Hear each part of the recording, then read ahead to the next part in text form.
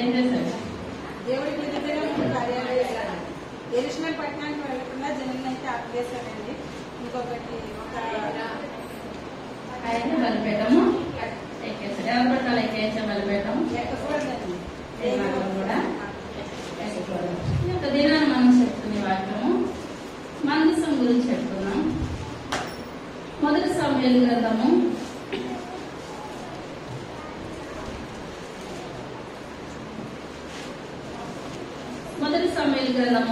4వ అధ్యాయము మొట్టమొదటి వచనం. ఇశ్రాయేలు ఫిలిష్తీయులతో యుద్ధం చేయుటకై బయలుదేరి ఎబెనెజరులో దిగగా ఫిలిష్తీయులు అఫెకులో దిగిరి. ఫిలిష్తీయులు ఇశ్రాయేలు మీద తమ్ములు యుద్ధ పంక్తులుగా తీర్చుకొనగా వారి యుద్ధములో కలిసినప్పుడు ఇశ్రాయేలు ఫిలిష్తీయుల ఎదుట ఓడిపోయి యుద్ధ భూమిలో ఎక్కువ తక్కువ 4,000 మంది హతులైరి. కాబట్టి జనులు పాళెములోనికి తిరిగి రాగా ఇశ్రాయేలు పెద్దలు యెహోవా నేడు మనలను ఫిలిష్తీయుల ముందర ఎందుకు ఓడించెను? షిలోహుల మీద యెహోవా నిబంధన మందసమును మనము తీసుకుని మన మధ్య నించుకొందుము రండి. అది మన మధ్య నుండి అది మన శత్రువుల చేతిలో నుండి మనలను రక్షించునన్నది. చాలు, చిన్న ప్రార్థన చేస్తున్నాం.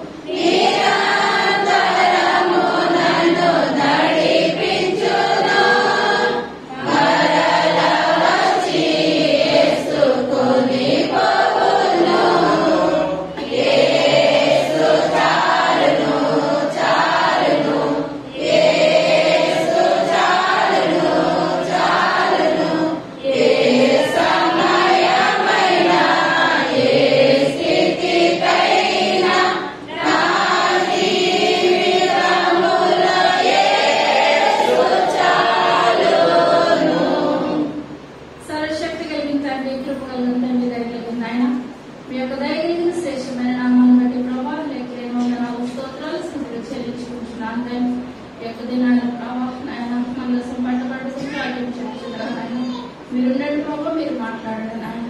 బిడ్డలందరికీ అర్థమైందో చెప్పగలిగే శక్తి నాకు దయచేయండి. పెరగలిగే శక్తులు బిడ్డలందరికీ దయచేయండి ఆయన. వాక్యానుసారమైన జీవితాలు అందరికీ దయచేయండి ఆయన. రోజు వేసే నామం పెట్టుకుంటున్నాము తండ్రి. ఆమేన్. హల్లెలూయా. చదువుకోవాలి. ఇశ్రాయేలు ఫిలిష్తీయులతో యుద్ధము చేయుటకై బయలుదేరి ఎబెనెజరులో దిగగా ఫిలిష్తీయులు అఫెకులో దిగిరి. ఫిలిష్తీయులు ఇశ్రాయేలు మీద తమను యుద్ధ పంక్తులుగా తీర్చుకొనగా వారి యుద్ధములో కలిసినప్పుడు ఇశ్రాయేలు ఫిలిష్తీయుల ఎదుట ఓడిపోయి యుద్ధ భూమిలో ఎక్కువ తక్కువ 4,000 మంది హతులైరి. కాబట్టి జనులు పాళెములోనికి తిరిగి రాగా ఇశ్రాయేలు పెద్దలు యెహోవా నేడు మనలను ఫిలిష్తీయుల ముందర ఎందుకు ఓడించెను? షిలోహులో యెహోవా నిబంధన మందసమును మనము తీసుకుని మన మధ్య నించుకొందుము రండి. అది మన మధ్య నుండిన ఎడల అది మన శత్రువుల చేతిలో నుండి మనలను రక్షించునన్నది. చాలా ఇక్కడ మనం చూసుకున్నట్లయితే ఎప్పుడు కూడా ఇశ్రాయేల్ ప్రజలకి ఫిలిష్తీయులకి కూడా యుద్ధాలు జరుగుతూ వస్తానండి. అపోలో కాలం నుంచి కూడా ఇక్కడ చూసుకున్నట్లయితే ఇప్పుడు ఫిలిష్తీయులు ఇశ్రాయేల్ మీదకి యుద్ధానికి వస్తున్నారు. యుద్ధానికి వస్తుంటే ఇశ్రాయేల్ ప్రజలు అనుకుంటున్నారు, మేము ఎవరి దగ్గరికి యుద్ధానికి వెళ్ళినా మా దగ్గర ఏమున్నది? మందస్సు ఉన్నది కనుక మాకు ఇంకా ఎటువంటి భయము మాకు లేదు. మేము మందసం ఉంటే మాకు ఏ యుద్ధానికి వెళ్ళినా విజయం అనుకుంటున్నారు. మనం దేవుని సంఘానికి వచ్చినంత మాత్రం మనకు విజయం వస్తుందంటారా? మనలో ఏముండాలి? ప్రార్థన జీవితం ఉండాలి. ప్రార్థన ఉన్నట్లయితే మనం ఏ సమస్య నుంచైనా విడుదల చెందగలుగుతాం. ప్రార్థన లేకుండా మనం ఈ లోకంలో సాధించడానికి లేదు. ప్రతి విషయంలో కూడా దేవునికి మనం ఏం చేయాలి? ప్రార్థన చేయాలి. ఇప్పుడు యుద్ధానికి వెళ్ళినప్పుడు యుద్ధంలో ఎవరు ఓడిపోయారండి? ఇశ్రాయేలు ప్రజలు ఓడిపోయారు. ఎంతమంది చనిపోయారు? అక్కడ 4,000 మంది చనిపోయారు. అనుకుంటున్నారు ఫిలిస్తీన్లో ఒకరు కూడా చనిపోలేదు, ఇదేంటి మన జనాల్లో 4,000 మంది చనిపోయిందని ఏమనుకున్నారంటే వీళ్ళు మన ఇంటి నుంచి వస్తా ఏం పట్టుకు రాలేదు? మందసం పట్టుకు రాలేదు. మందసం లేకే మనలో 4,000 మంది చనిపోయారు. మందసం అన్నట్లయితే మనలో ఎవరు కూడా చనిపోరని అనుకుని వీళ్ళకి వచ్చి ప్రే చేస్తారండి. మందసాన్ని పట్టుకొని వెళ్ళారు. మందసం ఏముంటుందని చెప్తున్నాం? మన్నాగల పాత్ర, అహరోను కర్ర, 10 ఆజ్ఞలు గల పలకలు. ఇవి ఇప్పుడు ఒక పెట్టెలో 9 గంటతో ఒక పెట్టిని చేస్తారు. దానికి బంగారు రేకును పొదిగిస్తారు. పొదిగించి 3 కూడా మందసంలో పెడతారు. మందసంలో పెట్టి ఇది ఎక్కడికి వెళ్ళి ఇశ్రాయేలు ప్రజలు పట్టుకు వెళ్ళడం వాళ్ళకి వాడుక అనమాట, అలవాటు. ఇప్పుడు అనుకుంటున్నారు మనము గెలిచేస్తాం కదా అని ఆ ఫిలిస్తీన్ మీద యుద్ధానికి వెళ్ళేటప్పుడు మందసాన్ని మనము పట్టుకెళ్ళకుండా వెళ్ళిపోయాము, అందుకే మనము ఓడిపోయాము. మందస్తుంటే మనకే ఓడిపోయే జీవితము ఏమాత్రం లేదనుకుని వాళ్ళు చర్చించుకొని ప్రేమిస్తారండి. కొంతమంది వెనక్కి వచ్చి మందసాన్ని పట్టుకొని వెళ్ళారు. మందస్తుంటే గెలుస్తారా? చదువుకున్నాం కాబట్టి జనం షిలోహునకు కొందరిని పంపి అక్కడ నుండి కెరూబుల మధ్య ఆసీనుడై ఉండు సైన్యములకు అధిపతి యెహోవా నిబంధన మందసమును తెప్పించిరి. ఏలీ యొక్క 2 కుమారులైన హోఫ్నీయును ఫినెహాసును అక్కడనే దేవుని నిబంధన మందసము వద్ద ఉండిరి.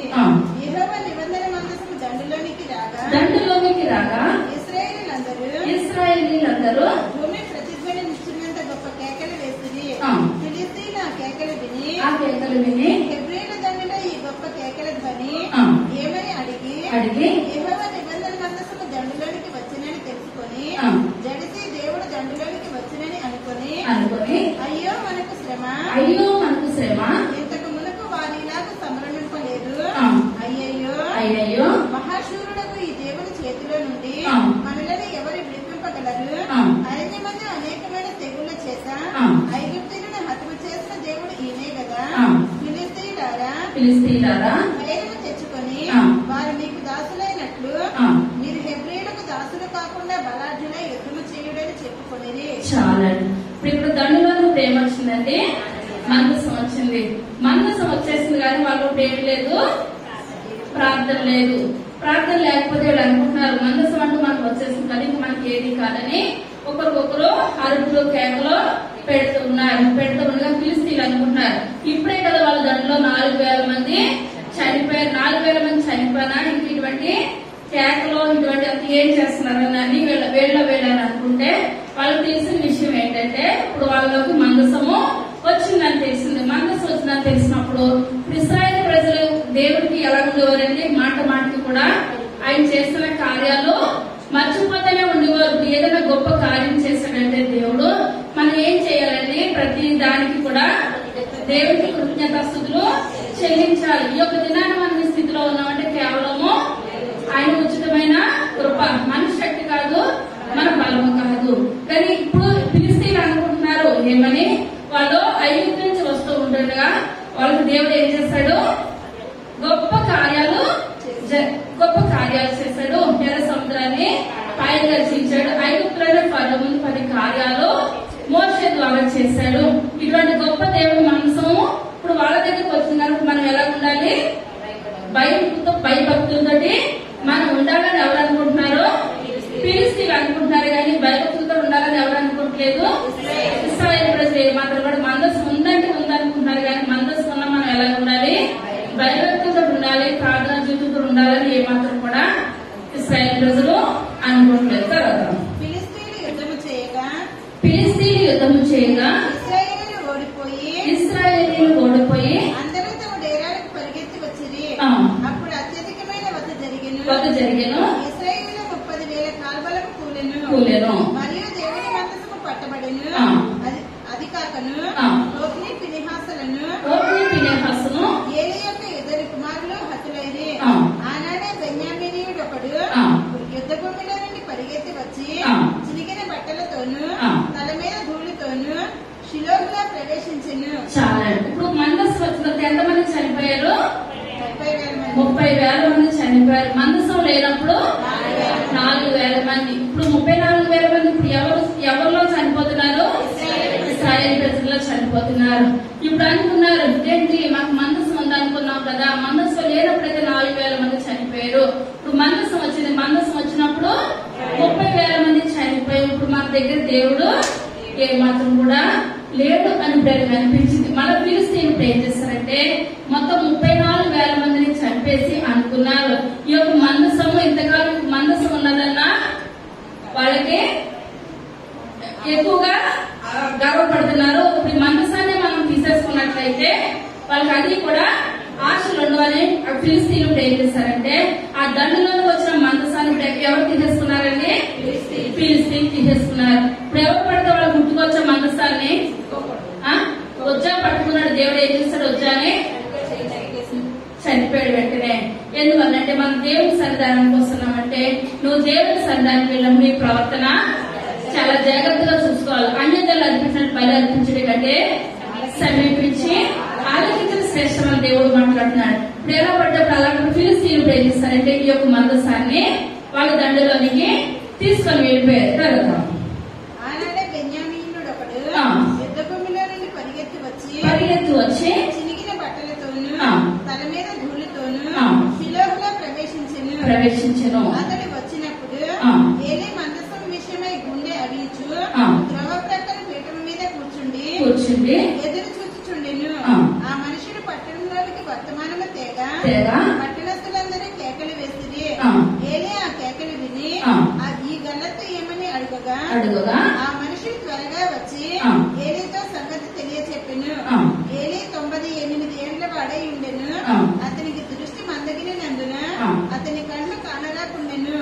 ఆ మనుషుడు యుద్ధములో నుండి వచ్చిన వాడను నేను యుద్ధములో నుండి పరిగెత్తి వచ్చినని ఏలీతో అనగా అతడు నాయన అక్కడ ఏమి జరిగినని అడిగెను. అందుకు అతడు ఇశ్రాయేలు ఫిలిస్తీన్ల ముందర నిలవలేక పారిపోయిరి. జనులలో అనేకులు హతులైరి. హోఫ్నీ ఫినెహాసులు అను నీ 2 కుమారులు మృతులైరి. మరియు దేవుని మందసము పట్టబడును అని చెప్పెను. దేవుని మందసమని మాట అతడు పలుకుగానే ఏలీ ద్వారము దగ్గర ఉన్న పీఠము మీద నుండి వెనుకకు పడి మెడగిరికి చనిపోయాను. ఇప్పుడు అక్కడ దండులోంచి ఒక అతను పరిగెట్టుకుంటూ వచ్చాడు. పరిగెట్టుకుంటూ వచ్చినప్పుడు ఏమైంది అని ఏలి ఏం చేస్తున్నాడంటే అడుగుతున్నాడు అనమాట. అడుగుతున్నప్పుడు హోఫ్నీ ఫినెహాసులు ఏలి యొక్క కుమారులు. వాళ్ళు మంచివారు అంటారా? ఏమాత్రం కూడా మంచివారు కాదు, దుర్మార్గులు అనమాట. ఇప్పుడు ఈయన అంటున్నాడు మీ 2 కుమారులు కూడా చనిపోయారు. మందసం పట్టబడిపోయింది. మందసము ఫిలిస్తీన్ చేతులకు వెళ్ళిపోయిందని చెప్పినప్పుడు ఇతనికి వృద్ధాప్యంలో ఉన్నాడు. అప్పటికే కళ్ళు కనపడలేని స్థితిలో ఉన్నాడు. ఎప్పుడైతే మందసము పట్టబడిన మాట తెలిసిందో ఏది తట్టుకోలేక ఏమిస్తాడైతే మెడ విరిగి చనిపోయాడు అనమాట. అది 5వ అధ్యాయం మొట్టమొదటి వచనం. ఫిలిస్తీన్ల దేవుని మందసమును పట్టుకొని ఎబెనేజరు నుండి అష్డోదునకు తీసుకుని వచ్చి దాగోని గుడిలో దాగోని ఎదుట దాని నుంచిది. అయితే మరునాడు అష్డోదు వారు ప్రాతకాలమందు లేవగా ఇదిగో దాగోని యెహోవా మందసము ఎదుట నేలని బోర్లపడి ఉండెను. చాలా. ఇప్పుడు మందసాన్ని పట్టుకొచ్చి వాళ్ళు ఎక్కడ పెట్టాలో అర్థం కాకుండా ఎక్కడ పెట్టారంటే దాగోనులో విగ్రహారాధన చేసే గుడిలో ఏం చేస్తారు? రేపు మందసాన్ని పట్టుకెళ్ళారు. మనం పట్టుకెళ్ళొచ్చు అంటారా? మందసాన్ని పట్టుకెళ్ళి చాలా చోట్ల మనం బట్టల షాప్ లోకి వెళ్ళినా ఎక్కడికి వెళ్ళినా సరే అందరు ఫోటోలు పెడతారు. చివర యేసు గారి ఫోటోలు కూడా పెడతారు. వాళ్ళందరూ చనిపోయారు. మన దేవుడు తిరిగి లేచాడు. వాళ్ళతో మన దేవుడు ఏమైనా పోలిక ఉందంటారా? ఏమాత్రం కూడా పోలిక లేదు. మనకు తెలిసినట్టు చేయలేదు, తెలవకపోతే తెలవలేనట్టు ఉండాలి. కానీ మందసాన్ని పట్టుకెళ్ళి ఎక్కడ పెట్టారు? ఒక దాగోను గుడిలో. ఇప్పుడు ఫిలిస్తీన్ సర్దార్లు ఎంతమంది అండి? 5 అనమాట. ఇప్పుడు 5లో ఫస్ట్ ఏంటి? సర్దార్లు 5 పట్టణాలు గాజా, ఆష్కెలోను, ఇంకా అక్షోద్దు, గాతు, ఎక్రోను. ఫిలిస్తీన్ 5 కూడా 5 పట్టణాలు, 5 సర్దార్లు. ఇప్పుడు దావీదు మహారాజు గొలియాతు మీద యుద్ధానికి ఎన్ని రాళ్ళు పట్టుకెళ్ళి వీళ్ళందరి మీద ఒక్కొక్క రాయ ఒక్కొక్క పట్టణానికి చెందడానికి గుర్తు అనమాట. కానీ ఒక్క రాయితోటే గొలియాతుని దాడికి చంపేశాడు. ఇప్పుడు ఇక్కడ 5 పట్టణాల వారు కూడా ఇశ్రాయేలు ప్రజల మీదకి యుద్ధానికి వస్తూ ఉన్నారు. ఇప్పుడు వస్తూ ఉండగా ఇప్పుడు ఈ పట్టణాలన్నింటిలో ఈ పట్టుదల ఎక్కడ పెట్టారండి? దాగోను గుడిలో పెట్టారు. ఇప్పుడు దాగోను దేవత అనగా కొంతమంది పలానా దేవత పలానా దానికి సంబంధించింది, పలానా దేవత పలానా దానికి సంబంధించిన వాళ్ళు ఏం చేస్తారు? పూజలు చేస్తా ఉంటారు. ఇప్పుడు దాగోను దేవత వీళ్ళకి ఏంటంటే మాకు దాగోను గుడికి వెళ్ళి దాగోను గుడిలో మేము పూజలు చేసినట్లయితే మనకి ఏం కలుగుతుంది? సంతానము కలుగుతుంది. పిల్లలు లేని వాళ్ళు దాగోను గుడికి వెళ్తే పిల్లలు పుడతారని వాళ్ళకి ఒక మూఢనమ్మకం. మళ్ళీ ఇంకోటి ఏంటంటే దాగోను గుడిలోకి వెళ్ళినట్లయితే మాకు పంటలు బాగా పండుతాయి. ఇప్పుడు ఏంటంటే వీళ్ళ నమ్మకము పిల్లలు పుడతారు, పంటలు బాగా పండుతాయి. ఈ రెండింటి విషయమే దాగోను గుడికి వెళ్ళి వాళ్ళు ఏం చేస్తారు? మొక్కులు చెల్లిస్తారు. ఇప్పుడు అటువంటి గుడిలోకి ఇప్పుడు ఏం పట్టుకెళ్లారు? మందసాన్ని పట్టుకెళ్లారు. ఇప్పుడు మందసాన్ని పట్టుకెళ్ళినప్పుడు దేవుడు చూస్తూ ఊరుకునే దేవుడా? ఏ మాత్రం కూడా ఊరుకునే దేవుడు కాదు. 2వ వచనం.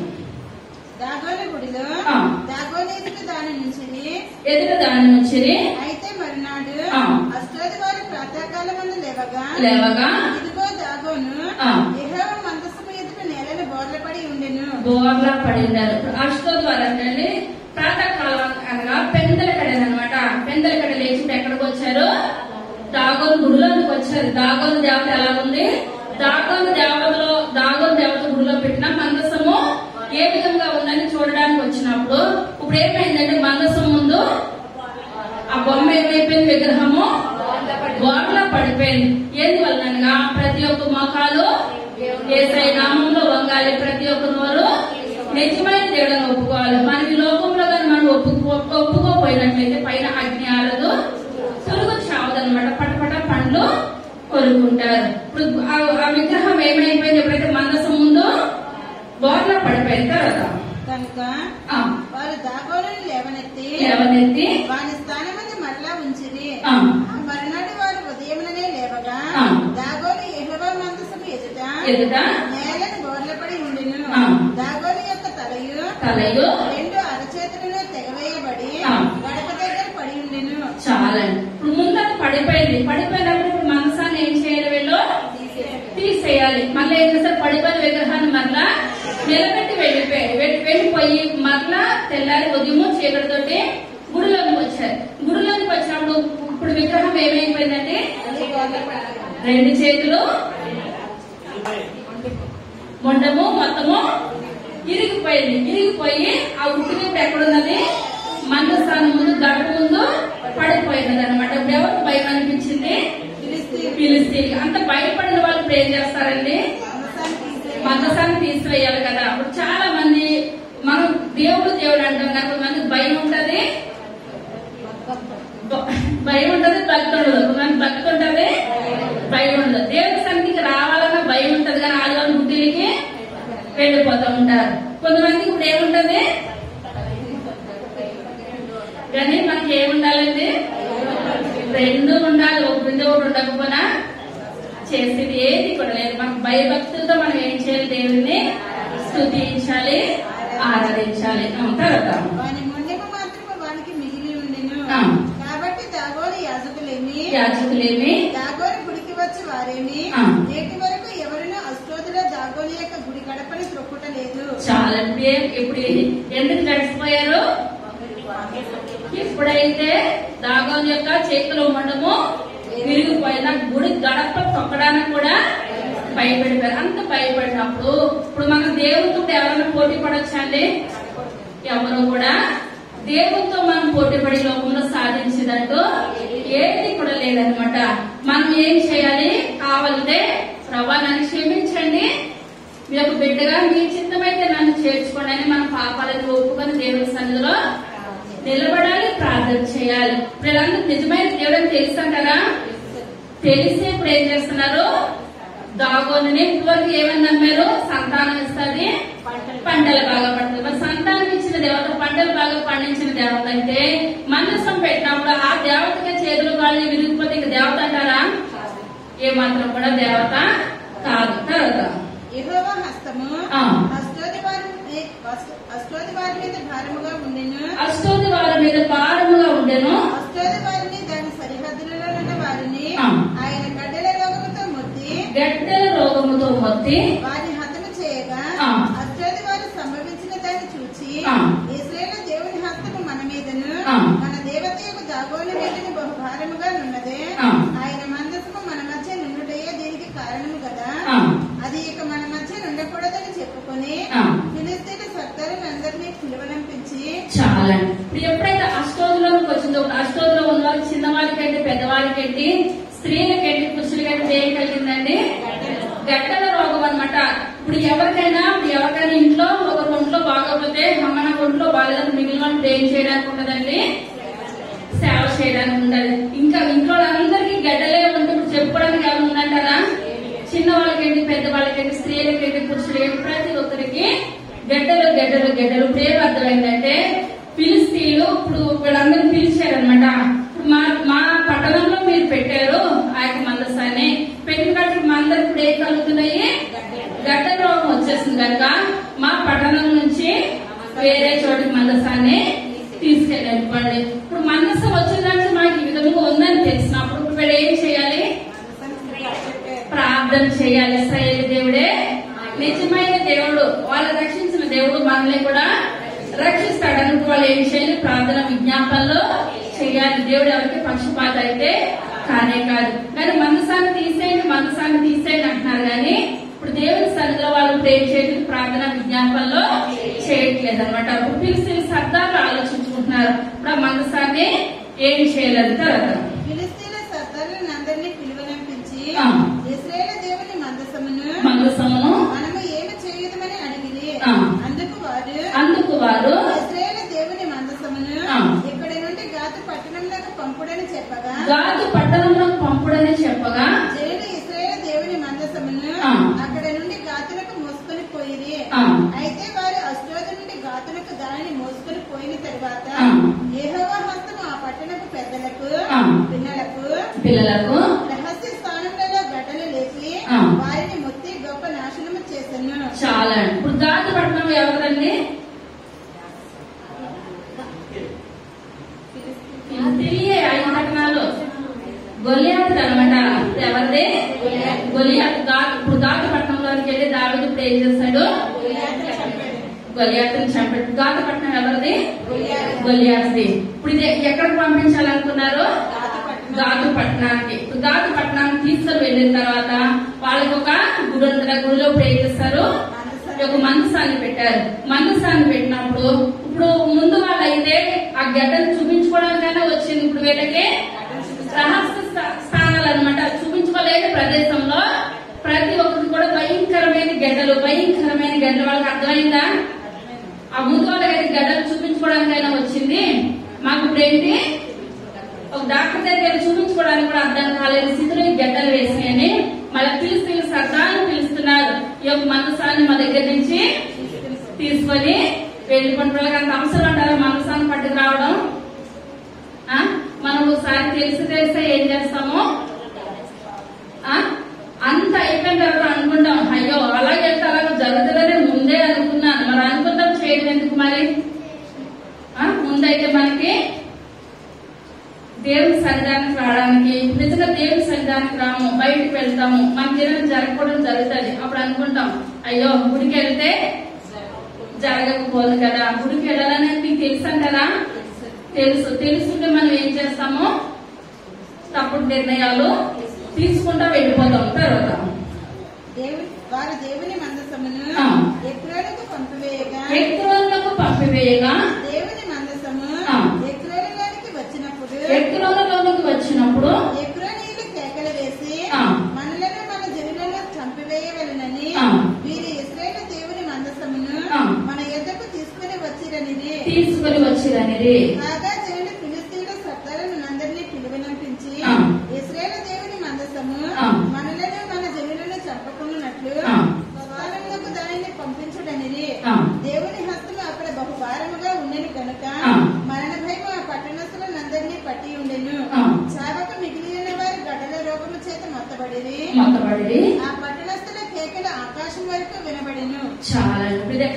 పంపించారు మళ్ళా ఎగ్రోలు. ఫస్ట్ ఎక్కడి నుంచి బయలుదేరింది? ఫస్ట్ దాగోను గుడిలో. అది ఏదైతే ఏ పట్టణము? అష్టోదు పట్టణం. అష్టోదు నుంచి ఎక్కడికి వచ్చింది? గాతుకు వచ్చింది. గాతు నుంచి ఎక్రోన్కి వచ్చింది. ఇప్పుడు ఎక్రోన్ వాళ్ళు పెట్టకుండానే ఇప్పుడు ఏమంటున్నారు? మాకేమాత్రం మందసం పట్టుకొని వస్తున్నారు ఫిలిస్తీన్ సర్దార్లు 5 ఆలోచించుకొని. ఇప్పుడు మాకు మళ్ళా వాళ్ళకి వచ్చిన రోగాలు మాకు రావాలన్నా మందసాన్ని వాళ్ళ దగ్గర పట్టుకొస్తున్నారు. పట్టుకు రావద్దని చిన్నలేంటి పెద్దలేంటి కేకలు వేసా. కేకలు ఎక్కడికి వెళ్తున్నాయండి? ఆకాశానికి వినపడుతున్నాయి. అంతగా కేకలు పెట్టేస్తున్నారు మా దగ్గరికి. మందసాన్ని పట్టుకురావద్దు. ఎప్పుడైతే వాళ్ళైతే టైం అనేది వచ్చింది, మందసం ఎప్పుడైతే దగ్గరికి వస్తుందో ఇప్పుడు ఏం కలుగుతున్నాయి? మరణ భయం వచ్చేస్తుంది. ఇప్పుడు ఎప్పుడైతే మనకి గడ్డలు వస్తాయో మనము చనిపోతాము. మనకి మందసము మనకి వద్దని భయంకరంగా కేకలు పెట్టేస్తున్నారు. మందసం మన దగ్గరికి వచ్చినట్టే ఇప్పుడు మనం వాళ్ళ యుద్ధం చేస్తే వాళ్ళు చనిపోవడం కాదు, ఏ యుద్ధము చేయకుండా మనందరం కూడా చనిపోతామని అష్టోదు వరకు ఏం చేస్తున్నారండి? భయపడుతున్నారు. చదువు. యెహోవా మందసము 7 నెలలు ఫిలిస్తీన్ల దేశమందుండిన తరువాత ఫిలిస్తీన్ల యాజకులను శకునము చూసి వారిని పిలువనంపించి యెహోవా మందసమును ఏమి చేయుదుము, ఏమి చేసి స్వస్థలమునకు దానిని పంపుదుమో తెలియజెప్పుడనగా వారి ఇశ్రాయేలు దేవుని మందసమును పంపివేయని ఉద్దేశించిన ఎడల ఊరటియే పంపక ఏ విధము చేతనైనను ఆయనకు అపరాధమైన అర్పణము చెల్లించి పంపవలెను. అప్పుడు మీరు స్వస్థత నుండి ఆయన హస్తము మీ మీద నుండి ఎందుకు తీయబడక ఉండెను మీరు తెలుసుకుందరని. చాలా. ఇప్పుడు మందసం ఎన్ని నెలలు ఉందండి వీళ్ళ దగ్గర? 7 నెలలు ఉండిపోయింది. 7 నెలలు ఉండిపోయినప్పుడు 7 నెలల్లో కూడా భయంకరమైన గడ్డల రోగాలు, అనారోగ్యాలు, చనిపోవడాలు, ఎటు పడినట్టు హింసలు పడుతున్నారు. ఇదంతా చూడలేక ఇప్పుడు ఏం చూపించుకున్నారండి? శకునము చూపించుకున్నారు. సకునాలు జ్యోతిష్యం చెప్పి వాళ్ళ దగ్గరికి వెళ్ళారు. జ్యోతిష్యం చెప్పి వాళ్ళ దగ్గరికి వెళ్ళేటప్పుడు వాళ్ళు ఏమంటున్నారు? అయితే ఇశ్రాయేలు దేవుడు మీ దగ్గరకు వచ్చిన కాంచి మీకు ఈ విధంగా మీకు ఇలా జరిగింది, ఈ విధంగా మీకు ఏమాత్రం కూడా మంచిగా లేదు. ఇప్పుడు మళ్ళీ మీరు మందసాన్ని ఇప్పుడు ఏం చేయాలి? ఇశ్రాయేలు ప్రజల దగ్గరికి మీరు పంపించేయాలంటే మందసం తేడా అయితే తెచ్చేస్తారు కానీ పంపించడం అయితే మామూలుగా పంపించకూడదు. ఒకవేళ పంపించడంలో కూడా తేడా వచ్చిందంటే అది కూడా మీ ఐదుగురికి మరణమే. ఎందుకు అది బొజ్జ పట్టుకున్నాడు, చనిపోయాడు, మరణం అయిపోయింది. ఎటు పడితే అటు మీరంటే మందసాన్ని పంపకూడదు. మీరేం చేయాలంటే అది ఎప్పుడైతే ఆ మందసం వీళ్ళ దగ్గరికి వచ్చిందో వీళ్ళ దండులో అంటే భయంకరమైన సుంచులు బయలుదేరినాయి అంటండి. ఏంటండి? సుంచులు, పందుకొక్కులు ఇవన్నీ కూడా ఏం చేస్తున్నాయి? మనుషుల్ని కొరికేస్తున్నాయి, పంట పొలాలను కూడా కొరికేస్తున్నాయి, తినేస్తున్నాయి అనమాట. అప్పుడు దాకా దాగోదు దేవత ఏమని పూజించారు? వీళ్ళు సంతానం ఇస్తుంది, పంటలు ఇస్తుంది. ఇప్పుడు ఎప్పుడైతే మందసం వీళ్ళు దండులోకి వచ్చినప్పుడు ఆ పంట ఏమైపోతుంది? నాశనం అయిపోతుంది. వీళ్ళందరూ కూడా తినలేని పరిస్థితుల్లో 7 నెలలకే వాళ్ళు వచ్చేసారు. కనుక ఇప్పుడు మందసం మాకు ఎంత మాత్రం కూడా మాకు వద్దు. ఇప్పుడు మందసాన్ని ఎవరి దగ్గర పంపించేయాలి?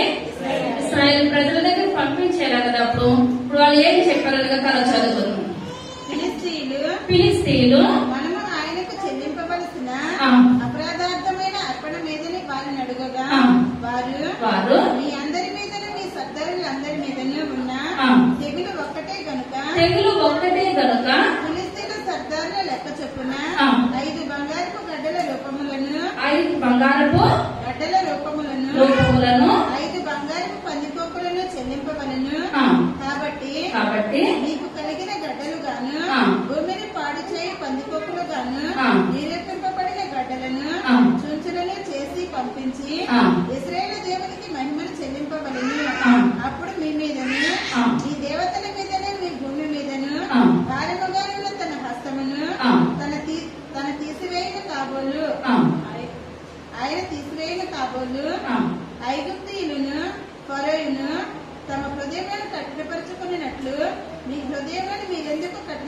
పొందుడు. ఆయన వారిలో అద్భుత కార్యములను చేయగా వారి ఈ జనులను పోనిచ్చిరి.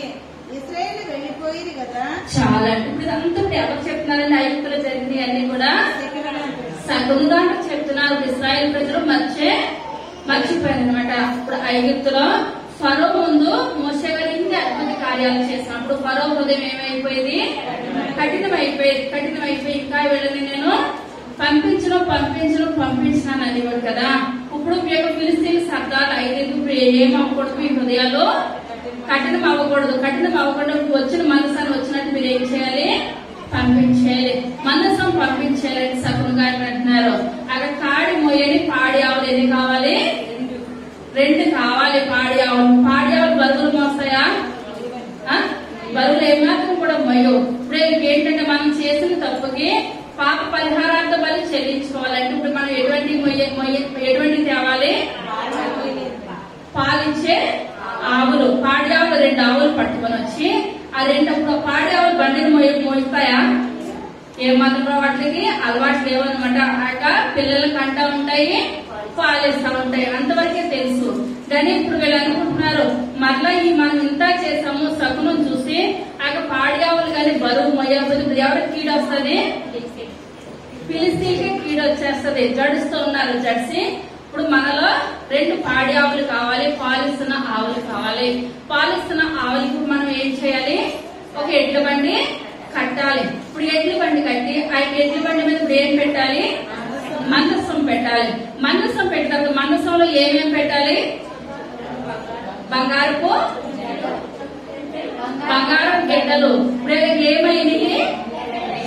గెడ్డలు వచ్చినాయి కానీ ఏ రకంగా ఇప్పుడు వాళ్ళకి మామూలుగా శరీరం మీద వచ్చినాయి గెడ్డలు. ఇప్పుడు ఏమి రెడీ చేయాలి?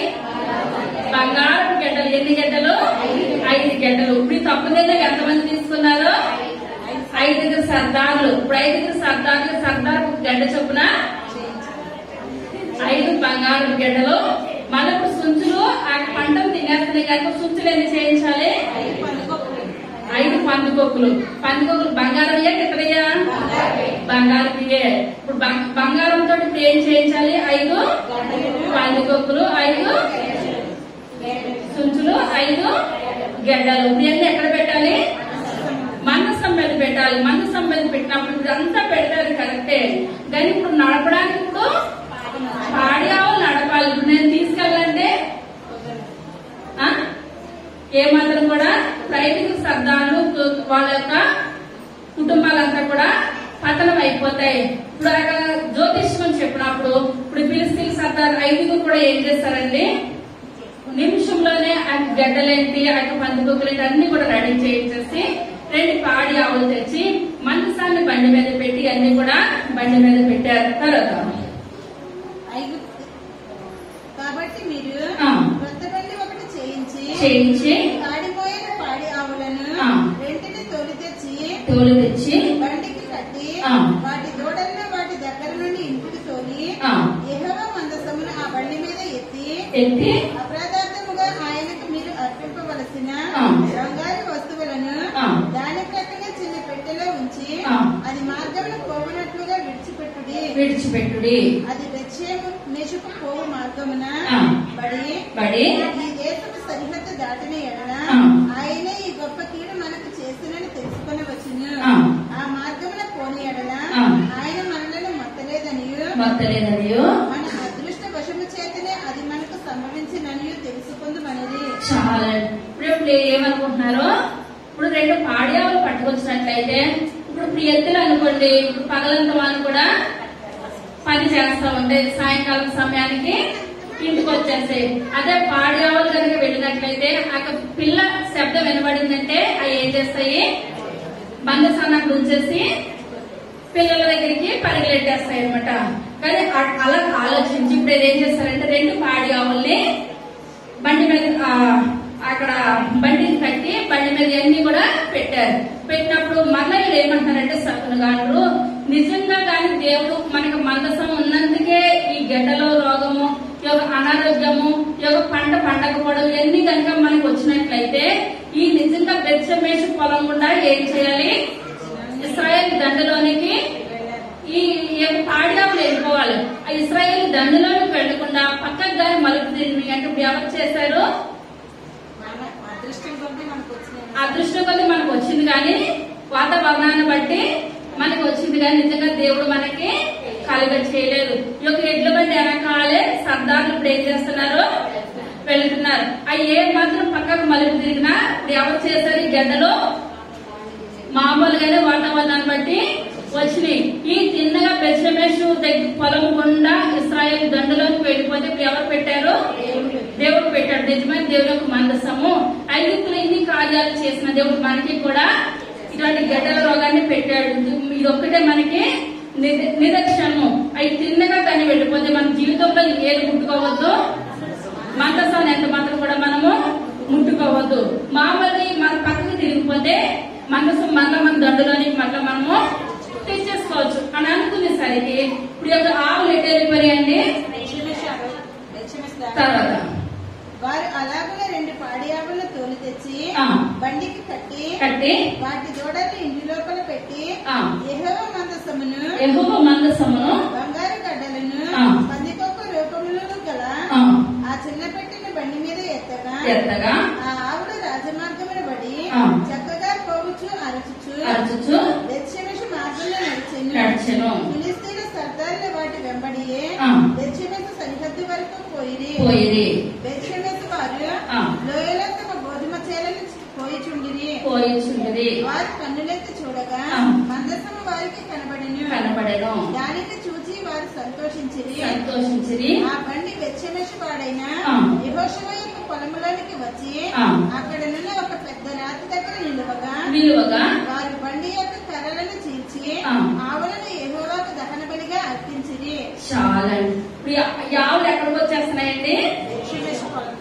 యెహోషువ పొలము. ఇప్పుడు మనం మోషే తరగతి యెహోషువ వేరు, ఈ యెహోషువ వేరు. ఆయన ఈయన ఒక ఆయన అయితే కానే కాదు. ఇప్పుడు ఏదో పొలంలో పని చేసుకుంటున్నారు. పొలంలో పని చేసుకుంటా ఎటు చూసారండి? పైకి చూసారు. కన్నులెత్తి చూసినప్పుడు ఇప్పుడు 2 పాడియాలు నడిపి కూడా ఎవరు కూడా లేరు. పాడియాలు మందసాన్ని మోసుకుంటూ వచ్చేస్తున్నాయి. వాళ్ళ యొక్క పెట్టెను చూసారు. పెట్టెను చూడడానికి ఇశ్రాయేలు ప్రజలు ఏం కలిగిందండి? ఆనందం కలిగింది, సంతోషం కలిగింది. సంతోషం కలిగినప్పుడు ఆ యొక్క సరాసరి ఎక్కడికి వచ్చి ఆగిపోయి యెహోషువ పొలంలోకి వచ్చి అక్కడ వరకు కూడా ఆ పాడియావులు ఏమాత్రం కూడా ఎక్కడ కూడా ఆగలేదు.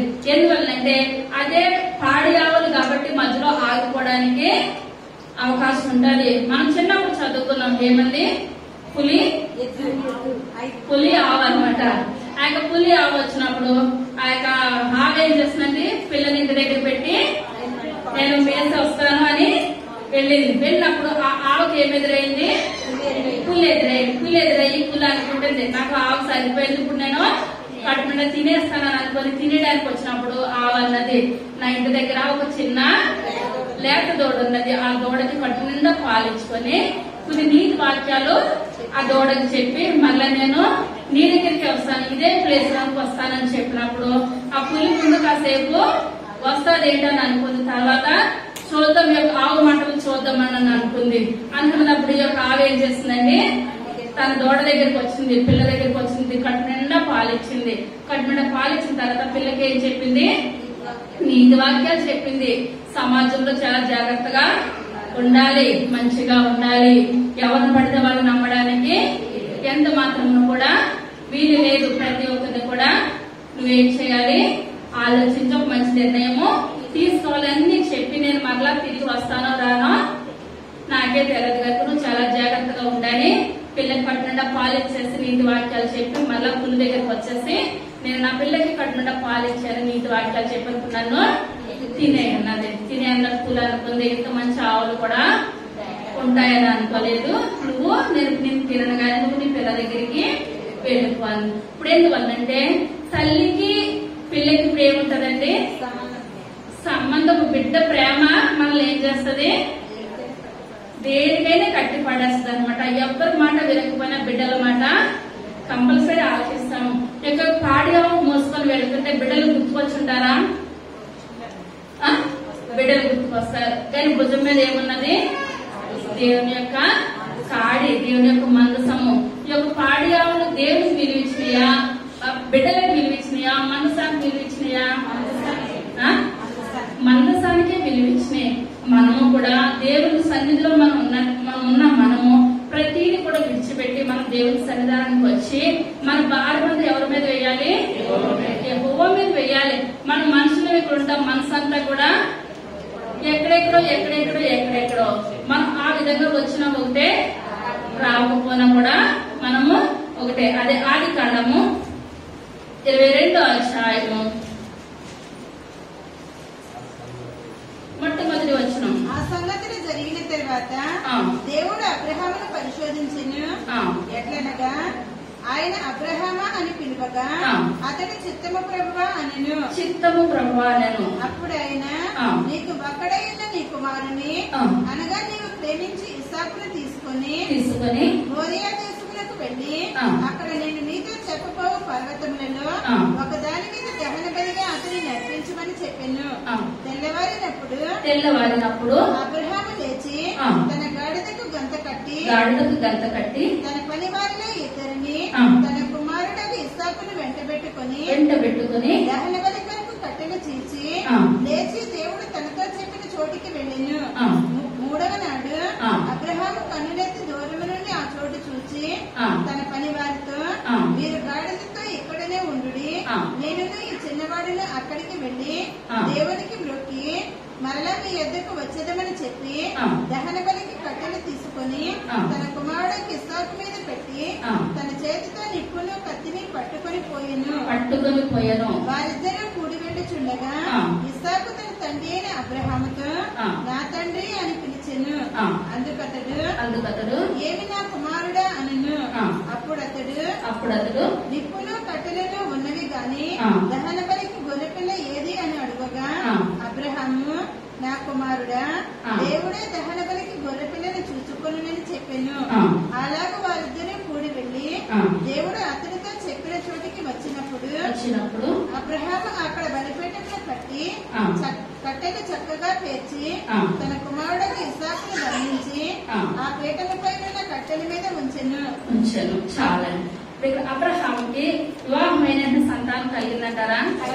ఏమాత్రం కూడా కలగలేదు. అయితే వృద్ధాప్య ముందు దేవుడు ఏకైక కుమారుని ఇచ్చాడు. ఏకైక కుమారుని ఇచ్చినప్పుడు దేవుడు అంటున్నాడు, నువ్వు మోరియా పర్వతం దగ్గర నీ కుమారుడు నాకు బలి ఇవ్వమని చెప్పినప్పుడు తన భార్య కూడా చెప్పలేదంటండి. అబ్రహాము ఆ కుమారుడిని తీసుకొని వెళ్ళిపోయాడు, ఇద్దరు పనివారిని తీసుకొని వెళ్ళాడు. అప్పుడు కుమారుడు అంటున్నాడు, అప్పటికే కుమారుడికి ఒక 20-22 సంవత్సరాలు వచ్చే ఉంటాయి. ఆ కుమారుడు అంటున్నాడు, ఆయన అన్ని పట్టుకొని వచ్చావు, దహన బలికి గొర్రె పిల్ల ఏది అని చెప్పినప్పుడు ఏదంటే కానీ బాధ అనిపిస్తుంది అంటారా? బాధ అనిపిస్తుంది. కానీ అబ్రహాం అంటున్నాడు, యెహోవా చూసుకుంటాడని చెప్పినప్పుడు కట్టెలన్నీ పేర్చాడు. కట్టెల మీద తన కుమారుని పట్టుకోబెట్టినప్పుడు ఆ ఇస్సాకు ఏమాత్రం కూడా భయపడలేదు, వెనక చూడలేదు. ఏదైనా నా తండ్రి ఏదంటే అదే అనుకున్నాడు. ఇప్పుడు దేవుడు బలి చేయమన్నాడా? నిమిషంలోనే అక్కడ పొట్టేలు ఉందనమాట. ఆ పొట్టేలు నాకు బలిగా అయ్యి అని చెప్పినప్పుడు అంటే ఒక్కొక్కసారి దేవుడు మనల్ని పరిశోధిస్తాడు. పరిశోధించినప్పుడు అబ్రహాం గెలిచాడంటారా? అబ్రహాం గెలిచాడు. మనం కూడా కష్టాలు వస్తాయి, బాధలు వస్తాయి, వేదనలు వస్తాయి. ఆ కష్టాలు వచ్చినప్పుడు మనం అనుకుంటాం, ఇదే దేవుడు నాకు ఏ న్యాయం కూడా చేయలేదు, నా కుటుంబం ఎక్కడున్నదంటే అక్కడే ఉన్నది అని అనుకొని మనకు బాధలు వచ్చినప్పుడు, వేదనలు వచ్చినప్పుడు దేవుడు నాకు న్యాయం చేయలేదని అనుకుంటాము. దేవుడు మనకు ఆయుష్, ఆరోగ్యం అన్ని ఇచ్చినప్పుడు ఆదివారం కూడా గుడికి వెళ్ళాలన్న విషయము మర్చిపోతాం. మనకు అన్ని ఉన్నప్పుడైతే దేవుడు మనకి ఏమాత్రం కూడా గుర్తుకు రాడు. మనకి ఏదైనా కష్టం వచ్చినప్పుడు, యాద వచ్చినప్పుడు దేవుడు నాకు అన్యాయం చేశాడు అనుకున్నాం. అబ్రహాం అనుకున్నాడంటారా? ఏమాత్రం కూడా దేవుడు ఇచ్చాడు. ఏదైనా ఆయన శక్తివని అనుకున్నాడు. దేవుడి నామానికి మహిమ తెచ్చాడు. పాడియావులు ఉన్నాయి, పాడియావులు దేవుడి నామానికి మహిమ తెచ్చినాయి. మనము దేవుని సన్నిధిలోకి వచ్చిన మనము మహిమకరంగా ఉన్నామా, మహిమ లేని స్థితిలో ఉన్నామా, మనకి మనం ఏం చేయాలంటే పరీక్ష చేసుకోవాలి. న్యాయాధిపతుల గ్రంథము 16వ అధ్యాయము 23వ వచనం.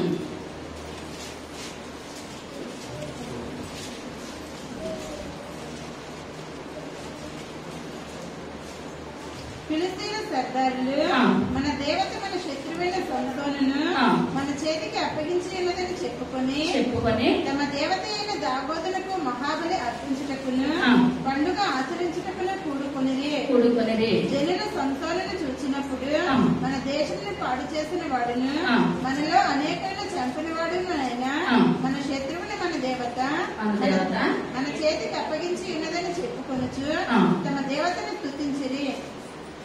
వారి హృదయపు సంతోషంతో నిండి ఉండగా వారి మనము పరిహాసము చేయుటకును సంసోనుని పిలిపించదుము రండని సంసోనుని బందీగృహము నుండి పిలువనంపిరి. వారు అతన్ని చూచి గుడి స్తంభముల మధ్యను అతని నిలువబెట్టి పరిహాసము చేయగా సంసోను తన చేతిని పట్టుకుని బంటితో ఇట్లనెను, ఈ గుడికి ఆధారముగా ఉన్న స్తంభములను నన్ను తడవనిచ్చి విడుగుము, నేను వాటి మీద ఆనుకొందును. చాలా సంస్థలు ఏ గుడిలో కట్టారంటే దాగోను గుడిలో కట్టారనమాట. అంటే దాగోను ఒక విగ్రహారాధన గుడిలో ఒక దేవగుడిలో ఎవరు కట్టారు? సంసోను కట్టారు. తన మరణం ఎక్కడైంది? ఒక దాగోను గుడిలో. చిన్నప్పుడే దేవుడు ఆ సంసోను గర్భంలో పడకముందే వాళ్ళ తల్లిదండ్రులతోటి వాగ్దానం చేశాడు, నీ కుమారుడు ఏం చేయొద్దు, నాజీరు చేయొద్దు, ఈ కుమారుడు నాకు ప్రతిష్ఠితుడు, నా యొక్క పరిచర్య కుమారుడు వాడబడాలని చెప్పినప్పుడు ఆ విధంగానే తల్లిదండ్రులు కుమారుడిని పెంచారు. ఆ చివరి పొద్దుడికి కుమారుడు జీవితం ఎక్కడికి వెళ్ళిపోయిందండి? ఒక స్త్రీ చేతిలో పడి ఆ స్త్రీ చేతిలో నుంచి దాగోను గుడిలోకి వచ్చేసింది. ఇప్పుడు మన జీవితాలు మన బ్రతుకులు కూడా ఇప్పుడు దేవుని సన్నిధిలో వస్తున్నాము, వెళ్తున్నాము. చివరికి వచ్చేటప్పటికి ఏ విధంగా ఉన్నాయో మనల్ని మనము పరీక్ష చేసుకోవాలి. ప్రభువా, నా జీవితాంత కాలం కూడా నేను ఎక్కడ ఉండాలి? మీ యొక్క సన్నిధిలోనే నమ్మకంగా యథార్థంగా జీవించే కృపను దయచేయండి. అంత ప్రార్థనా పరుడు ఆ యొక్క సంసోను తల్లిదండ్రులు ఎంతో కన్నీరు కార్చారు. దేవుని దోతే వచ్చి చెప్పింది. కానీ అక్కడ చివరికి ఏ గుడిలో కట్టారండి? దాగోను గుడిలో ప్రార్థన చేస్తున్నాడు. యేసయ్యా, నాకు మరలా ఒక్కసారి అవకాశం దయచేయండి అయ్యా, దయచేస్తే వీళ్ళందరూ కూడా చనిపోయేటట్టు నేను చేస్తానని అంటే దేవుడు ఆలకించాడంటారా? దేవుడు ఆలకించాడు. ఆ ఒక్కసారి స్తంభాన్ని పట్టుకుని ఊపితే ఎంతమంది చనిపోయారు? 3,000 మంది చనిపోయారు. తన నిజ జీవితంలో చంపిన దానికంటే ఎక్కువ ఒక్కనాడే ఏం చేశాడు? సంసోను చనిపోయాడు అనమాట. ఆ యొక్క గుడి ఇప్పుడు దేనికి సాదృశ్యము? విగ్రహారాధనకి సాదృశ్యం. చివరిగా మార్కు సువార్త 5వ అధ్యాయము మొట్టమొదటి వచనం. వారా సముద్రమునకు అద్దరినున్న గెరాసేనుల దేశమునకు వచ్చిరి. ఆయన తోలి దిగగానే అపవిత్రాత్మ పట్టినవాడు అప్పుడు సమాధులలో నుండి వచ్చి ఆయనకు ఎదురుపడెను. వాడు సమాధులలో వాసము చేసిన వాడు సంఖ్యలతో నేను ఎవడను వాని బంధింపలేకపోయాను. పలుమారు వాని కాళ్లకును చేతులకును సంఖ్యలు వేసి బంధించినను. వాడు ఆ చేతి సంఖ్యలను తెప్పి కాలి సంఖ్యలను తుత్తునీలుగా చేసిన గనుక ఎవడిని వాడిని సాధుపరచలేకపోయాను. వాడు ఎల్లప్పుడూ రాత్రింపగలు సమాధులలోను కొండలలోను కేకలు వేయచ్చు తను తాను రాళ్లతో గాయపరచుకొనిచూ నుండెను. వాడు దూరం నుండి యేసును చూచి పరిగెత్తుకుని వచ్చి ఆయనకు నమస్కారం చేసి, యేసు, సర్వోన్నతుడైన దేవుని కుమారుడా, నాతో నీకేమి? నన్ను బాధపరచకుమని దేవుని పేరిట నీకు ఆనబెట్టుచున్నానని దగ్గరగా కేకలు వేసెను.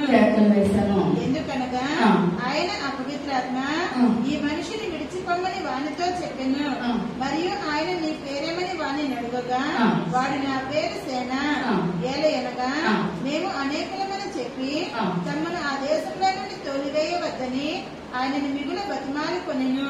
అక్కడ కొండల దగ్గర పందుల పెద్ద మంద మేయుచుండెను గనుక ఆ పందులలో ప్రవేశించినట్లు మమ్మల్ని వాటి వద్దకు పంపమని ఆ దయ్యములు ఆయనను బతిమాలు కొనెను. యేసు వాటికి సెలవీయగా ఆ పవిత్రాత్మని వాణిని విడిచి పందులలో ప్రవేశింపగా ఇంచుమించు 2,000 సంఖ్య గల ఆ మంద ప్రపాతము నుండి సముద్రపు దారిని బడిగా పరిగెత్తుకుని పోయి సముద్రంలో పడి ఊపిరి తిరుగుతూ చచ్చెను. చాలా ఇప్పుడు గెరాసేను దేశంలోకి ఎవరు వస్తున్నారండి? యేసయ్య వస్తున్నాడు. యేసయ్య వస్తుండగా ఆ ప్రాంతంలో చానాల నుంచి దయ్యం పెట్టిన ఒక మనిషి ఉన్నాడు అనమాట. అతను పెద్ద పెద్ద రాళ్లతోటి ఏది ఉంటారో అతను ఏం చేస్తున్నాడో కోసేసుకుంటున్నాడో కొట్టేసుకుంటున్నాడో తను ఏడు చెత్త కొట్టుకుంటున్నాడో కాళ్ళు చెత్త కొట్టుకుంటున్నాడో ఆ రక్తాలు వచ్చేస్తున్నా సరే అతనికి ఏం తెలుస్తలేదు, బాధన్నది ఏది కూడా తెలుస్తలేదు. ఎవరన్నా ఎదుర్కొంటూ వస్తున్నా వాళ్ళని కూడా రాళ్లతోటి కొట్టేస్తున్నాడు. అతను చూసి అందరూ భయపడుతున్నారు. భయపడి అతన్ని పెద్ద పెద్ద సంఖ్యలతో కట్టేయాలని జనాలందరూ కలిసి ఏం చేస్తున్నారు, అతన్ని కట్టేస్తున్నారు, గొలుసులతో కట్టేస్తున్నారు. గొలుసులతో కట్టేస్తున్నప్పటికీ కూడా అతను ఏం చేస్తున్నాడు, ఒక్క నిమిషంలోనే సంసారం ఎలా తెంపేసుకుంటున్నాడు, అలాగా తెంపేసుకుంటుంటే అదే ప్రాంతంలో కేసు వచ్చినప్పుడు ఆ దయ్యానికి దేవుడు ఎవరో తెలుసు, ప్రతి ఒక్కరు కూడా తెలుసు. మనం దేవుని గుడికి వస్తుంటే మనల్ని ఎలా ఆపాలో తెలుసు, ఎలా పడగట్టాలో కూడా తెలుసు. మనం ఎప్పుడైతే ప్రార్థన చేయాలనుకుంటున్నాం సైతాన్ అప్పుడే మనల్ని ఏం చేస్తుంది, ఏదో రకంలో ప్రార్థన చేయకుండా మనల్ని ఆపేస్తుంది అనమాట. ఏ పని చేసినా సాతాను మన దగ్గరికి రాదు, కానీ ప్రార్థన చేయాలనంటే సాతాను బలంగా ఏలుబడి చేస్తా ఉంటాడు. ఇప్పుడు యేసయ్య వస్తున్నప్పుడు అంటున్నాడు, సర్వోన్నతుడైన దేవుని కుమారుడు. అప్పుడు ఎంత పెద్దగా పిలుస్తుందోనండి, మనమే యేసయ్య పదంతో విడిచిపెట్టేస్తాం. సర్వోన్నతుడైన దేవుని కుమారుడా, నాతో నీకు ఏమి పని అని చెప్తున్నప్పుడు దేవుడు ఏం చేస్తాడు, అతనిలో ఉన్న దురాత్మలన్నీ కూడా తీసివేసినప్పుడు అవి అంటున్నాయి అనమాట, మమ్మల్ని వాళ్ళలోకి పంపించు వీళ్ళలోకి పంపించు దురాత్మలు మాట్లాడినప్పుడు ఆ దురాత్మలు ఎవరిలో పంపించాడంటే దేవుడు పందుల్లోకి పంపించాడు. ఆ పందులు ఊపిరి తిరగకుండా చనిపోయినప్పుడు ఇది గొప్ప కార్యం. అక్కడ ఉన్న వాళ్ళందరూ ఏం తెలుసుకోవాలి, నిజమైన దేవుడు ఈయన తప్పించి ఇప్పుడు ఇటువంటి దురాత్మలతో పట్టిన అతన్ని ఊరంతా కూడా భయపడిపోయాము. ఇటువంటి స్థితిలో ఉన్న ఒక మనిషిని యేసయ్య రక్షించాడు కనుక ఈయన గొప్ప దేవుడు, వాళ్ళందరూ ఏం చేయాలి, యేసయ్యని వెంబడొచ్చి మాకు ప్రార్థన చేయండి అని దేవుడు నిజమైన దేవుడిని స్తుతించాలి. కానీ వాళ్ళందరూ ప్రే చేస్తున్నారు. తర్వాత చదువుకున్నాం. ఆ పందుల మేపుచున్న వారు పారిపోయి పట్టణములలో గ్రామములలోను ఆ సంగతి తెలియజేసిరి. జనులు జరిగినది చూడవెళ్ళి యేసునందుకు వచ్చి సేనను దయ్యమును పట్టినవాడు బట్టలు ధరించుకుని స్వస్థచిత్తుడై కూర్చుండి ఉండుట చూచి భయపడిరి. జరిగినది చూచిన వారు దయ్యమును పట్టిన వారికి కలిగిన స్థితియు పందుల సంగతియు ఊరి వారికి తెలియజేయక తమ ప్రాంతంలో విడిచిపోమని వారాయన బతిమాలు కొనసాగిరి. చాలా ఎవరు నేర్పమంటున్నారు, యేసయ్య మంచి చేశాడా చెడు చేశాడా, మంచి చేశాడు. ఇప్పుడు ఇటువంటి అతను ఇదివరకు బట్టలు లేకుండా వస్త్రాలు లేకుండా ఉండే స్థితిలో ఉన్న ఒక మనిషిని అతను ఉన్న దురాత్మకు వెళ్ళగొట్టినాక అతను బట్టలు వేసిన మంచిగా దిక్కుని కూర్చున్నప్పుడు ఇప్పుడు ఏమైంది, వీళ్ళకి భయం అనిపించి మీరు మా ప్రాంతానికి యేసయ్య కొడుతున్నాడా, కొన్ని ఏమన్నా తిడుతున్నాడా, ఏమీ చేయట్లేదు. కానీ లోకంలో మంచి కన్నా చెడుకే ప్రాధాన్యత ఎక్కువ ఇస్తారనమాట. ఇప్పుడు యేసయ్య వాళ్ళందరూ కూడా మీరు మా పట్టణంలోనికి మీరు రావద్దు, మీరు ఇక్కడ ఉండడానికి వీలు లేదని ఆయన వెళ్ళిపోమంటారు అనమాట. మేము మా అబ్బాయి చిన్నప్పుడు ఒక ఇంట్లో మేము అద్దుకుంటే ఆ ఇంటికి నా అబ్బాయి రాళ్ళిచ్చి కుట్టేస్తాడంట. నాకు ఒకటే భయం అనిపించింది, అమ్మాయి పోయి ఏడింట్లో కొంచెం అరగడానికి ఉండదు, ఏం చేయడానికి ఉండదు, పక్కన వాళ్ళు అయితే అరగడానికి అన్న ఉంటది. వాళ్ళ అబ్బాయి మా అబ్బాయిని ఎక్కడికి రాయించి కొట్టారని కొంచెం ఉండగా బెదిరొచ్చేసింది అనమాట. కానీ ఇక్కడ ఇప్పుడు అపవిత్రాత్మలు పట్టిన అతను రాలిచ్చి కొడుతున్నా వాళ్ళు భరిస్తున్నారు. కానీ ఇప్పుడు యేసయ్య స్వస్థపడితే యేసయ్య వాళ్ళు ఏమంటున్నారు, ఊరు విడిచి వెళ్ళిపోవాలి. తర్వాత ఆయన ధోని ఎక్కినప్పుడు దయ్యమును పట్టినవాడు ఆయన యొద్ద తనున్ననిమ్మని ఆయనని బతిమాలుకొనెను గాని ఆయన వానికి సెలవీయక నీకు నీ ఇంటి వారి యొద్దకు వెళ్లి ప్రభువు నీ యందు కనికరపడి నీకు చేసిన కార్యములన్నిటినీ వారికి తెలియజెప్పమనెను. వాడు వెళ్ళి యేసు తనకు చేసినవన్నీ దెకపొలిలో ప్రకటింపనారంభింపగా అందరూ ఆశ్చర్యపడిరి. చాలా ఇప్పుడు యేసయ్య అందరూ వెళ్ళిపోమన్నారు. ఇప్పుడు ఈయన ఒక్కడే ఇప్పుడు ఏం చేస్తున్నాడు, యేసయ్యని మీ వెనకాల నేను వస్తానయ్యా, మీ వెనకాల నేను వస్తాను, మీరు ఎక్కడికి వెళ్తున్నాను అక్కడికే తీసుకుని వెళ్ళిపోండి, మీరు ఇక్కడ ఉండడానికి బ్రతలాడుతూ ఉంటుంటే దేవుడు అంటున్నాడు నువ్వు ఇక్కడే ఉండు, నువ్వు చేసినందరికీ చెప్పు. ఇప్పుడు దెక్క అనగా ఏదని చెప్పానండి, దెక్కపోలియా 10 దేవుని నామానికి వందనాలు. జక అనగా 10. ఇప్పుడు 10 గ్రామాలను ఎవరు రక్షించారు? సేనాన్ని దైవం పట్టిన అతను మార్చాడు. ఇప్పుడు మారుస్తాడు కానీ ఇప్పుడు దేవుడు ఏం చేస్తాడు? నువ్వు ఇక్కడే ఉండు, నేను వెళ్ళిపోతానని చెప్పి అక్కడి నుంచి యేసయ్య వెళ్ళిపోయాడు. మళ్ళీ యేసయ్య కొంతకాలం ఇంత గ్రామానికి వచ్చినప్పుడు 10 గ్రామాల వరకు కూడా యేసయ్యని ఏం చేస్తారు? తెలుసుకున్నారు. యేసయ్యని మా గృహానికి రావాలి, మా గృహానికి రావాలని ఆహ్వానించారు. ఇదంతా మనం చెప్పుకునేది ఏంటంటే, మనం మంచి చేస్తే మంచి లోకంలో ఏ మాత్రం కూడా ఉండదన్నమాట. ఇక్కడ ఫిలిష్తీయుల దగ్గరికి మందస్సం వెళ్ళింది. నిజంగా మందస్సం వెళ్ళినప్పుడు వాళ్ళే చెప్తున్నారు, సకును గాండ్రు చెప్తున్నారు, ఫిలిష్తీయుల సర్దారులు కూడా చెప్తున్నారు, ఐగుప్తులో మోషే గొప్ప కార్యాలు చేశాడు. ఫరో దగ్గరికి కూడా వెళ్ళారు, ఫరో దగ్గర కూడా గొప్ప కార్యాలు చేశారు. గొప్ప కార్యాలు చేశారు కదా, అక్కడి నుంచి పట్టుకొని వచ్చారు ఈ యొక్క నిబంధన మందసాన్ని. అలా ఆకాశంలోంచి మన్నా వస్తుంది, దానికి మన్నా గల పాత్ర అహరోను కర్ర చిగిర్చింది, 12 కర్రలో పెట్టినప్పుడు. ఇంకోటి ఏంటంటే 10 ఆజ్ఞలు గల పలకలు, యేసయ్య చేతికి రాత. ఇది మన దండులోకి వచ్చింది. ఏ విధంగానైనాను మన దగ్గరికి వస్తే మనం ఇంతకాలం దేవునికి యథార్థంగా లేము, నమ్మకంగా లేము, న్యాయంగా లేము. దేశాల సన్నిధిలో మన ప్రార్థనా జీవితం కూడా మనలో లేదు. ఇప్పుడు మనం ఏం చేయాలి? మందసం మన దగ్గరికి వచ్చింది కనుక అప్పుడు మనం ఏం చేయాలి? మందసం చుట్టూరు కూర్చొని మన 5 పట్టణాల వారు కూడా ప్రార్థన చేయాలని తెలవాలంటారా? ఇప్పుడు నిజమైన దేవుడు అని తెలవలేదు అనుకోండి, ఏదో అనుకోవచ్చు. తెలిసిందంటారా? తెలిసింది. ఇప్పుడు మన ఇంట్లో ప్రతి ఒక్క దగ్గర ఒక్కొక్క బైబిల్ ఉంటది. బైబిల్ చదవాలని తెలుస్తుంది. రోజు చదువుతున్నారా? మన దినదినము బైబిల్ చదవాలి, దినదినము ప్రార్థన చేయాలి. కింద మానేసినా పర్వాలేదు కానీ మనం ఏం చేయాలి? బైబిల్ చదవాలి. ఇంకో గంట ఒకటి అయినా మనం చేయడానికి సహకరిస్తుంది కానీ శరీరము బైబిల్ చదవడానికి ఎంత మాత్రం కూడా శరీరము సహకరించదు. ఇప్పుడు అనుకుంటున్నాము ఫిలిష్తీయులు అలా చేయలేదు కదా, అలా చేయలేదు కదా అనుకుంటున్నాం. మరి మన దగ్గర ఉన్న బైబిల్ మనం ఏం చేయట్లేదు, మనం కూడా చదవట్లేదు. కానీ అక్కడ వాళ్ళు ఏం చేస్తారంటే, మందసము దరిదాపులోకి వచ్చింది, దగ్గరికి వచ్చింది, వాళ్ళ దండలోనికి వచ్చింది. అయినా వాళ్ళు దేవుని సన్నిధిలో మోకరించలేదు, ప్రార్థన విజ్ఞాపన చేయలేదు. మళ్ళా మందసాన్ని మరలా పంపించేయడానికైనా సిద్ధపడిపోయారు.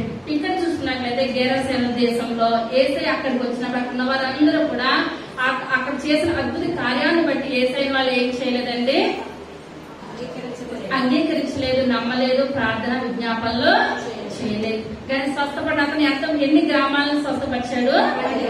10 గ్రామాలను స్వస్థపరిచాడు. అప్పుడు తెలుసుకున్నారు దేవుని మాట. కానీ ఫిలిష్తీయులు తెలుసుకున్నారా? 7 నెలల మందస్సు ఉంది. ఎన్నాళ్ళు ఉందండి? 7 నెలల మందస్సు ఉంది. కానీ వాళ్ళ ఒక్కరిలో కూడా ప్రార్థనా జీవితము ఏమాత్రం కూడా లేదు. మనం కూడా వస్తున్నాము వెళ్తున్నాం అంటే కాదు, సంవత్సరం వెంబడి సంవత్సరం మనకి జరిగిపోతూ ఉన్నది. మనం ఎంతసేపు దేవుని సన్నిధిలో మనము ప్రార్థన చేస్తున్నాము, మనం ఎంత దేవుని యొక్క వాక్యము చదువుతున్నాము, మనకు అసలు ఏమైనా వాక్యము తెలుస్తుందా, మనం దేవునికి యథార్థంగా ఉంటున్నామా, న్యాయంగా ఉంటున్నామా, లేదా ఇంకా దేవునికి మనము దూరంగానే ఉంటున్నామా? మనం ఏం చేయాలండి? పరీక్ష చేసుకున్నట్లయితే ఇప్పుడు మందసాన్ని ఫిలిష్తీయులు పంపేసినట్టు మనం దేవుని మనం దూరంగా పెట్టేస్తున్నామా? ఇప్పుడు గెరాసేన దేశంలో ఉన్న అతను ఏం చేస్తాడని దేవుడిని దగ్గరికి చేర్చుకున్నాడు. అతని ద్వారా దేవుడు 10 గ్రామాలను రక్షించాడు. మనం ఎదుటి వాళ్ళకి దేవుడు మాటలు చెప్పి ఎదుటి వాళ్ళని రక్షించే స్థితిలో ఉన్నామా? మనం ఎదుటి వాళ్ళని దేవుని సన్నిధానం కాకుండా దూరం చేసే స్థితిలో ఉన్నామా? మనం ఏం చేయాలండి? పరీక్షించుకోవాలి. అందరు పైకి ప్రశ్నించినట్లయితే చిన్న ప్రార్థన చేసుకుందాం. సర్వశక్తి కలిగిన కృప కలిగిన తల్లి, దయ కలిగిన ఆయన, మీ యొక్క దైవిక శ్రేష్టమైన నామాన్ని బట్టి ప్రభా లెక్కలేని వందనాలు, స్తోత్రాలు, స్తుతులు చెల్లించుకుంటున్నాను తండ్రి. అయ్యా మీ యొక్క మందసం నాయన, అయ్యా ఫిలిష్తీయుల దగ్గరికి వచ్చినప్పుడు తండ్రి వాళ్ళు ఏమాత్రం ప్రభా లోపడలేదు తండ్రి. ప్రతి ఒక్క మోకాలు మీ యొక్క సన్నిధిలో వంగాలి నాయన, ప్రతి ఒక్క నాయన నోరు స్తుతించాలి తండ్రి. అయ్యా వాళ్ళు నాయన స్తుతించలేదు ప్రభా.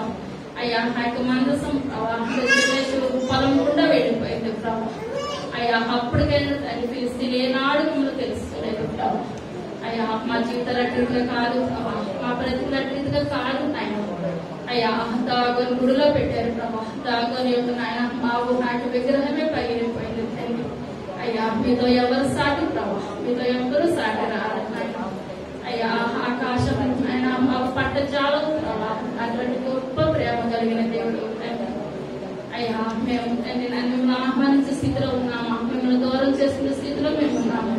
ఒకసారి మమ్మల్ని పరీక్షించుకునే గొప్ప భాగ్యాన్ని దయచేయండి. అయ్యా విన్న వాక్యం వృధాగా పోనవద్దు ప్రభా. మా కుటుంబంలో శ్రమలు బాధలు వస్తున్నాయంటే ప్రభా, మీకు మేము దూరంగా ఉన్నట్లయితే కావు. మాకు శ్రమలు కష్టాలు మీకు దగ్గరగా జీవించే కృపను దయచేయండి. అయ్యా మేము అడిగి చోట్ల నడిచే గొప్ప భాగ్యాన్ని దయచేయండి. కేరసన పట్టిన మనిషి ప్రభా ఇంకే మాత్రం ఎంత చూడలేదు ప్రభా. పది గ్రామాలు రక్షించండి ఆయన. మా జీవిత రక్షించే కృపలో మేమున్నామా ప్రభా. మీకు దూరంగా జీవించే స్థితిలో మేమున్నామా. మమ్మల్ని పరీక్ష చేసిన గొప్ప కృపను దయచేయండి. మా సంఘాన్ని నాన్నట్టు ఆశీర్వదించండి ఆయన. అభివృద్ధి పరచండి ఆయన. దుష్టుడే మాత్రం దగ్గరకు రావద్దు ప్రభా. అయ్యా మీ యొక్క సన్నిధిలో మేము జీవించాలి, మీ యొక్క దయలో మేము జీవించాలి, మీ యొక్క కృపలో మేము జీవించాలి. మీ ద్వారా అనేకమైన గొప్ప కార్యాలు చేసినాయి. మీ బిడ్డలకు మేము జీవించే గొప్ప భాగ్యాలు ఇంకా జరిగిపోతున్న కార్యక్రమం అంతా మీరైతే ఉడికనేగా ఉండి మహిమ గంట ప్రభావాలు పొందాలి. తగ్గ నా పోషణ ఏ స్థాయి నా ఒకటి వచ్చున్నాము తండ్రి.